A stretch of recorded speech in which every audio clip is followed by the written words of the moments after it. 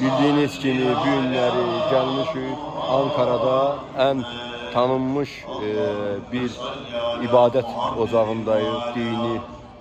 ocaqdayıq və bildiyiniz kimi camidəyik və bu camidə hər birini dinləyərək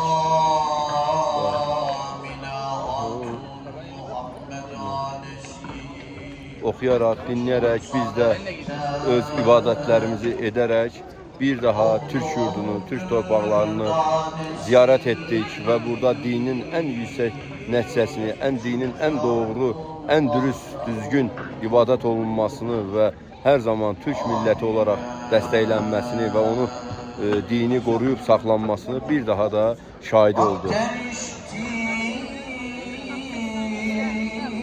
Allah qəbul etsin bütün müsəlmanların inanc yerlərini, dini ocaqlarını.